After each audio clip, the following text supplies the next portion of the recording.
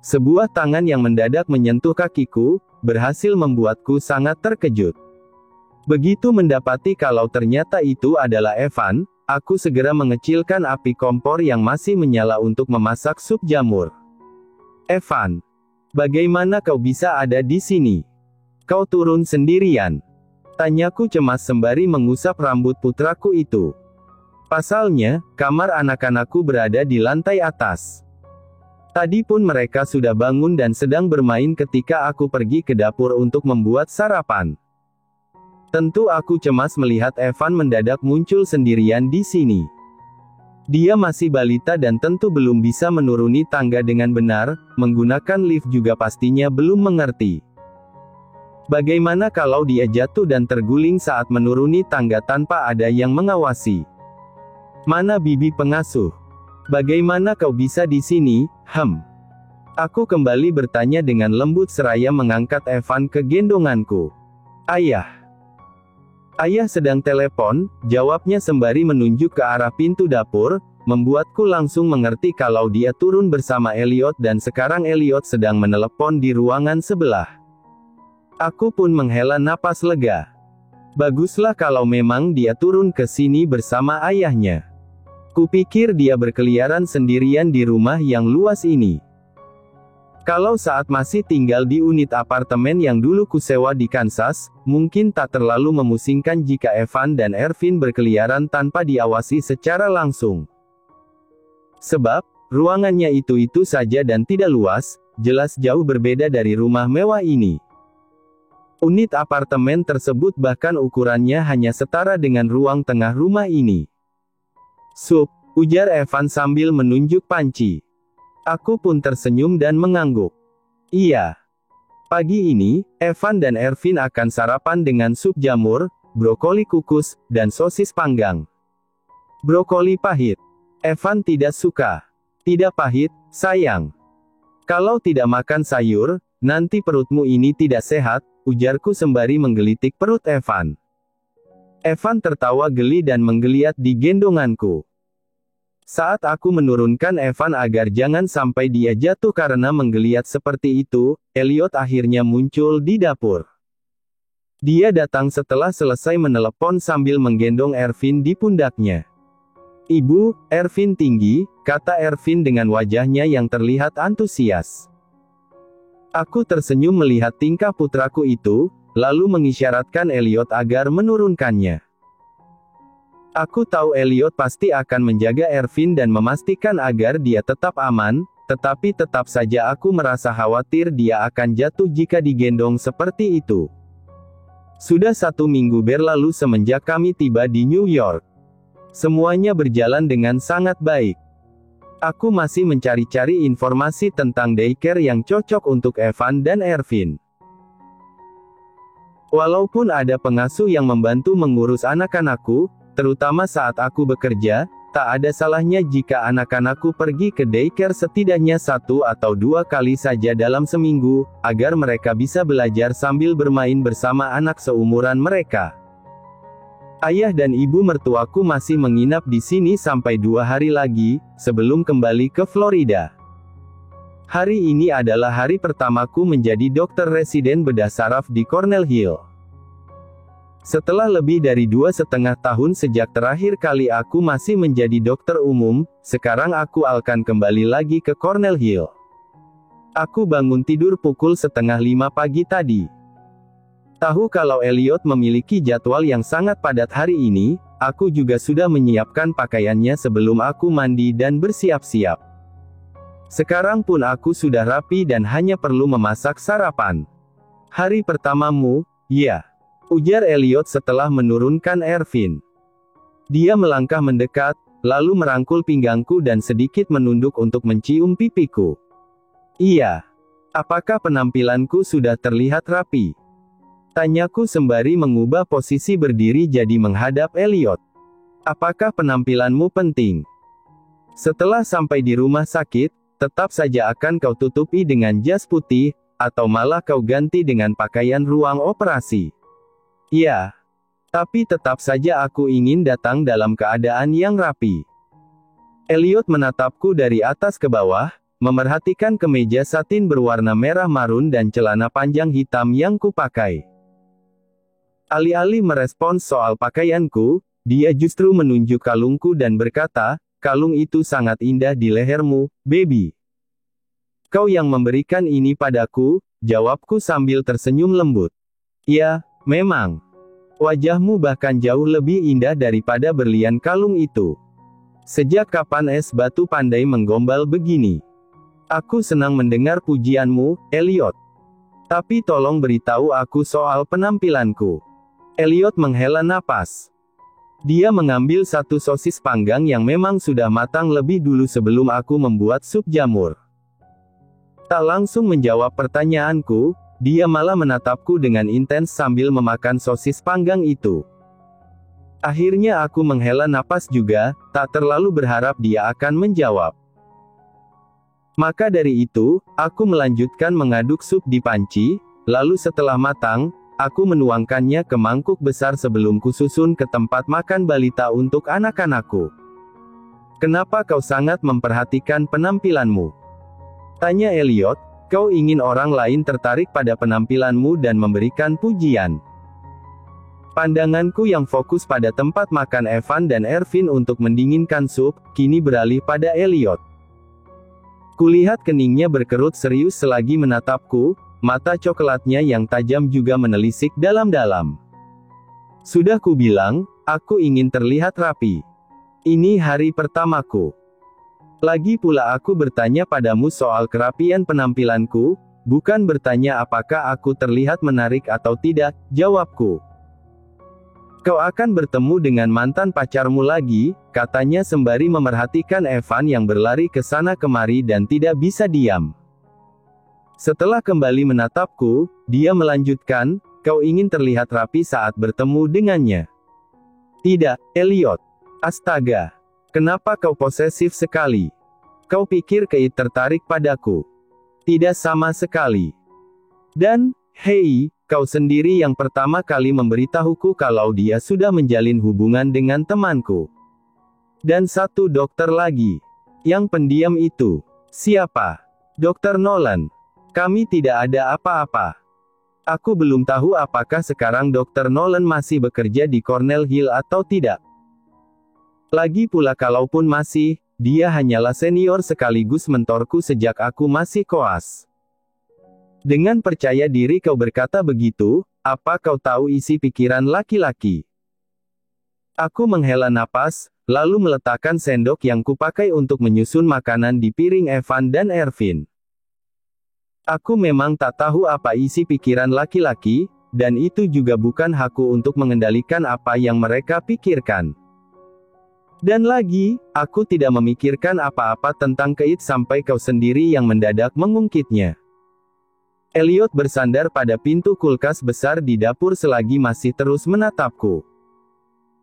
Beberapa saat kemudian, tanpa bicara apa-apa, dia berbalik melangkah menghampiri Evan dan Ervin yang sedang berlarian di dekat meja makan untuk mengajak mereka bermain. Aku pun tersenyum menatap suami dan anak-anakku itu. Kubawa 2 piring makanan untuk Evan dan Ervin, lalu meletakkannya di meja makan balita milik mereka masing-masing. Sementara itu, pelayan yang muncul di dapur segera membantuku membawakan semua masakanku ke meja makan, agar aku dan Elliot juga bisa segera sarapan. "Kau cemburu?" tanyaku seraya mengangkat Ervin dan menuntunnya untuk duduk. Elliot juga mendudukkan Evan di sebelah Ervin. Dia tak menjawab pertanyaanku, tetapi raut wajahnya saat ini terlihat persis seperti Evan ketika mendadak diam karena tidak suka terhadap sesuatu. Itu sungguh manis. Entah mengapa, walaupun Elliot menyeramkan saat sedang marah, tetapi dia terlihat manis dan menggemaskan saat sedang jengkel seperti ini. "Bekas gipsmu sepertinya sudah bisa dilepas. Kau pun juga sudah bisa menggunakan tangan kananmu dengan leluasa, kan? Nanti siang jika kau sempat, pergilah ke dokter terdekat dari kantormu, supaya bisa diperiksa sekaligus melepas perban." Aku berujar sembari menatap tangan kanan Elliot, sementara tanganku sendiri sibuk memasang slaber untuk Evan dan Ervin. Aku baru tahu kalau ternyata kau adalah orang yang tidak ragu melepas tanggung jawab. Apa maksudmu? Tanyaku dengan kening yang mengernyit, bingung mendengar jawabannya. Siapa dokter yang mengurusku sejak dari Kansas? Kau harus bertanggung jawab sampai akhir. Aku tidak mau ganti dokter. Aku terkekeh pelan. Well, baiklah. Semoga nanti kau tidak lembur lagi, agar aku bisa memeriksa tanganmu dan melepaskan perbannya. Aku dan Elliot duduk bersebelahan untuk menyantap sarapan, sekaligus mengawasi anak-anak kami yang duduk manis di meja makan balita di dekat kami. Ayah dan ibu mertuaku masih tidur, karena semalam mereka berkunjung ke rumah seorang kerabat dan baru kembali sekitar pukul 2 dini hari. Karena itulah, aku dan Elliot sarapan duluan tanpa mereka. Pada pukul 7:30, 15 menit setelah aku selesai makan, makanan Evan dan Ervin pun telah habis. Perlu melalui sedikit drama gerakan tutup mulut, tetapi beruntung aku dan Elliot berhasil membujuk mereka agar mau menghabiskan makanan yang sudah kubuatkan. Jam masuk di Cornell Hill dimulai pukul 8. Keberadaan para pengasuh sungguh membantu bagiku. Sehingga setelah selesai sarapan, aku dan Elliot bisa langsung berangkat selagi anak-anak kami dimandikan oleh pengasuh. Jika ada apa-apa pada Evan dan Ervin, tolong langsung hubungi aku, kataku sambil sedikit menggerakkan jemari tangan kananku untuk memeragakan telepon. Baik, Nyonya. Kami pasti akan langsung mengabarimu. Setelah mengajak Evan dan Ervin mengobrol sebentar, aku dan Elliot beranjak menuju pintu. Harus berpamitan dengan cara sehalus mungkin, sebab khawatir anak-anakku itu akan menangis jika tahu aku akan pergi. Saat melewati ruang tengah, pandanganku tertuju pada lukisan yang terpajang di dekat lemari hias. Itu adalah lukisan karya Louis. Aku dan Elliot sepakati untuk memajangnya di ruang tengah sejak 5 hari yang lalu.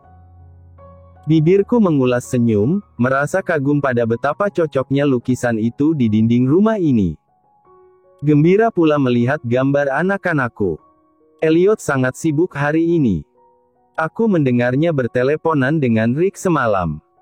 Namun, dia tetap menyempatkan diri untuk mengantarku ke rumah sakit. Sudah kubilang tidak perlu mengantarku, karena aku bisa menyetir sendiri, minta tolong diantar oleh sopir, atau bahkan naik taksi saja sekalian. Tidak bisa naik bus, karena waktunya terlalu mepet. Tapi Elliot tetap pada pendiriannya dan malah berkata, jika kau tidak patuh padaku untuk berangkat bersamaku pagi ini, maka aku akan menarikmu secara paksa, baby. Akhirnya, aku tidak bisa membantah ataupun menolak. Tangan dan bahu kanan Elliot yang sempat cedera selama berminggu-minggu, kini sudah membaik. Walaupun balutan plester perban masih terpasang di lengan hingga telapak tangannya untuk menutupi obat luar yang aku pakaikan tiap malam, tetapi dia sudah bisa memegang setir mobil dengan baik. Itulah mengapa tadi saat sarapan aku mengatakan padanya bahwa perban tersebut sepertinya sudah bisa dilepas hari ini. Mobil yang Elliot kendarai tiba di rumah sakit pukul 8:45. Aku turun dari mobil setelah mencium pipinya. Berhati-hatilah di jalan. Semoga harimu menyenangkan dan pekerjaanmu berjalan dengan lancar hari ini, kataku padanya. Elliot tersenyum. Kedua matanya menatapku lembut saat dia berkata, kau juga. Walaupun hanya kalimat singkat seperti itu, tetapi aku merasa sangat gembira. Setelah melambaikan tangan padanya, aku pun beranjak pergi menuju bangunan utama rumah sakit Cornell Hill. Baru saja aku melewati pintu masuk dan berada di lobi, terdengar suara denting pesan dari ponselku. Aku pun mengeluarkan ponsel dari dalam tas, lalu melihat adanya pesan masuk dari Elliot. Elliot, kau milikku. Jika aku tahu ada pria lain yang macam-macam denganmu, aku akan memukul mereka. Tidak bercanda. Aku mengulung bibirku untuk menahan tawa setelah membaca pesan dari Elliot. Bahkan meski dia bilang tidak bercanda, dan semua pesan yang dia kirimkan juga tak memiliki emoji sama sekali. Tetap saja ini lucu bagiku.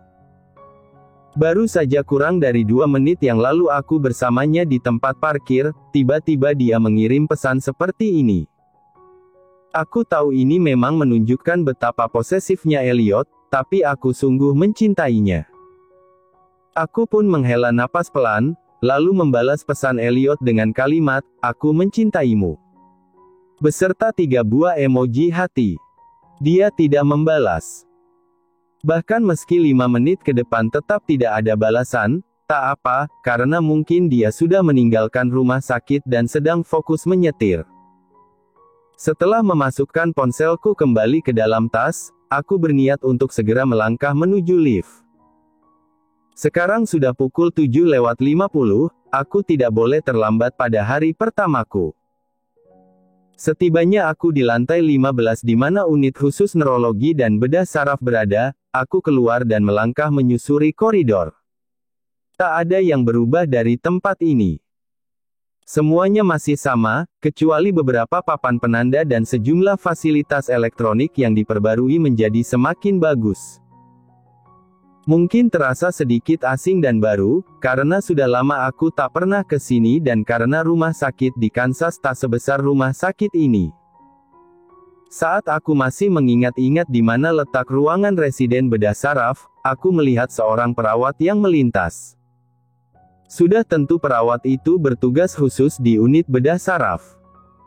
Baru saja aku akan bertanya pada perawat itu, tiba-tiba saja aku mendengar derap langkah yang terburu-buru dari belakangku. Ketika aku menoleh, satu dari 2 dokter yang mengenakan scrub atau pakaian khusus ruang operasi, tak sengaja menyenggol bahuku. Senggolan itu cukup keras, karena posisi sang dokter sedang setengah berlari. "Maaf, aku tidak sengaja," ujarnya setelah melihatku terhuyung ke samping dan hampir jatuh. Dokter yang mengenakan masker mulut itu akan langsung melanjutkan langkah tanpa menunggu jawabanku, karena mungkin memang sangat buru-buru. Namun begitu melihat wajahku, dia terdiam. "Lily." Dia menurunkan masker yang dipakainya, menunjukkan wajahnya yang langsung membuatku mengenali kalau dia adalah Keith. "Keith," sapaku sambil tersenyum lebar. Keith memegang tangan kananku, lalu mendadak saja menarikku untuk berjalan mengikuti langkahnya. Dia berkata, "Syukurlah kau datang. Ikut aku. Aku butuh bantuanmu." Aku masuk ke ruang operasi dengan kedua telapak tanganku yang terangkat setara dengan bahu agar tidak terkontaminasi. Pasien pria berusia 55 tahun. Dibawa ke IGD pagi buta tadi karena pingsan di jalan dan ditemukan oleh polisi yang sedang patroli. Setelah diperiksa oleh dokter bedah umum, pasien diduga mengalami stroke. Makanya 1 jam yang lalu pasien langsung dipindahkan ke unit bedah saraf, tutur Keith yang sudah berdiri di samping ranjang operasi. Pasien juga nyaris terkena hipotermia, timpal dokter lainnya yang ada di ruangan itu juga. Aku mendengarkan semua yang mereka katakan dengan baik, lalu bergumam, "Begitu rupanya. Sudah berapa banyak operasi yang kau ikuti di Kansas?" tanya Keith padaku. "Jika mengikuti operasi dengan dokter senior untuk membantu, sudah cukup sering." Mata di balik kacamata itu menatapku dengan intens sejenak. Kemudian, dia kembali bertanya, "Kau pernah memimpin operasi sendiri?" "Pernah." "Wow," gumam Keith. Walaupun mulutnya tertutup oleh masker, tetapi matanya yang menyipit membuatku tahu kalau dia sedang tersenyum sekarang. "Berapa kali kau memimpin operasi?" "Kalau tidak salah, baru 7 kali, jawabku setelah menjumlahkannya dengan operasi terakhir yang kulakukan untuk Elliot waktu itu."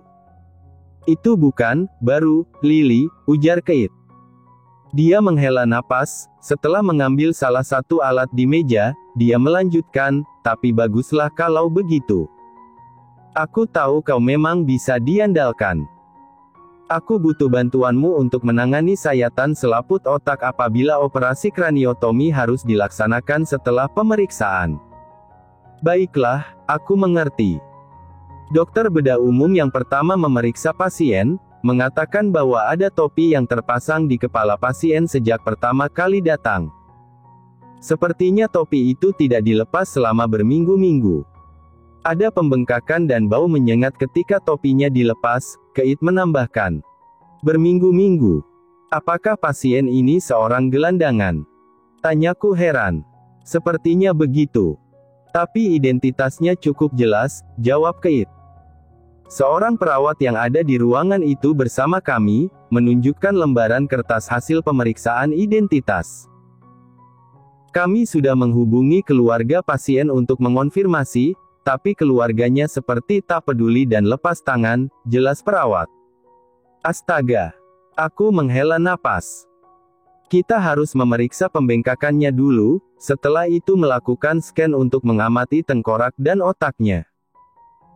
Jika nanti terlihat bahwa kondisi otaknya sangat buruk, operasi kraniotomi untuk menangani stroke harus dijadwalkan sesegera mungkin, jelas Keit. Dia menatapku, lalu melanjutkan, Lily, nanti jika keluarga pasien masih belum ada konfirmasi, tolong temui kepala perawat untuk hubungi Yayasan Bantuan Masyarakat yang bekerja sama dengan Cornell Hill. Katakan bahwa kita ingin mengajukan permohonan bantuan untuk mendanai biaya operasi pasien ini. Baiklah, aku mengerti. Kami memulai pemeriksaan pada kepala pasien yang terbaring di ranjang. Ketika kami memeriksa bagian samping kepalanya yang mengalami pembengkakan, aku merasa aneh karena ada sesuatu yang menggeliat di sana. Betapa terkejutnya kami ketika melihat ada belatung pada luka bernanah yang terdapat di kepala pasien. Aku dan Keit refleks melangkah mundur, sementara satu dokter lagi langsung berlari ke sudut ruangan dan muntah-muntah di tempat sampah. 3 perawat yang mendampingi kami pun juga menjauh dan bahkan ada yang meringis jijik. Jujur, aku juga ingin muntah sekarang. Perutku yang belakangan ini sering terasa tak nyaman, sekarang langsung panas dan membuatku mual. Namun, aku berupaya menahan diri. Aku tidak mau gagal profesional dan berintegritas.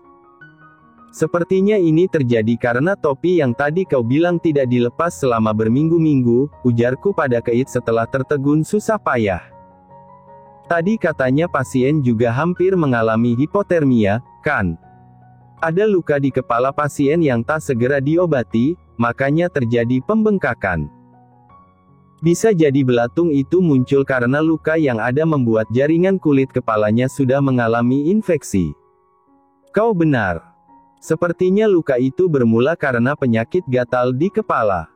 Mungkin dermatitis seboroik atau psoriasis, jawab Keit. Astaga. Baru kali ini aku melihat yang seperti ini.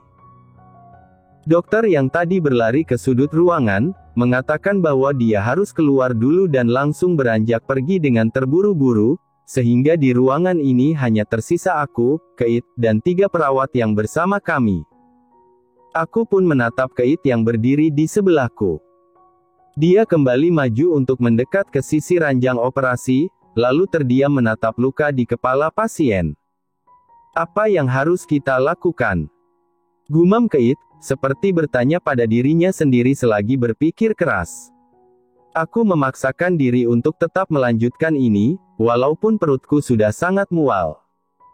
Aku pun meminta perawat untuk mengambilkan kain sekali pakai dan pinset bedah. Lebih baik dibersihkan dulu. Semoga tidak terjadi infeksi serius. Setelah ini, bukankah kita perlu meminta bantuan spesialis kulit? Kataku kemudian. Iya. Luka ini harus dibersihkan dan diobati dulu, jawab Keit. Aku sedikit membungkuk dan mulai mengambil hewan tersebut dari kepala pasien menggunakan pinset bedah. Keit pun juga langsung membantuku. Kami membersihkan luka itu dan mengutamakan untuk mengobatinya dulu. Aku bersumpah perutku sangat mual. Tanganku sedikit gemetar karena mati-matian berusaha melawan rasa mual. Aku bahkan juga berkali-kali tahan napas di balik maskerku, sebab bau dari luka di kepala pasien benar-benar dapat tercium jelas. Tapi mau bagaimana lagi? Ini tanggung jawabku juga. Tidak apa-apa jika kau mau keluar, Lily. Jangan memaksakan diri. Biar aku yang menuntaskan ini, kata Kate saat dia menyadari tanganku gemetar. Tidak, Kate. Aku baik-baik saja, jawabku sambil tetap fokus.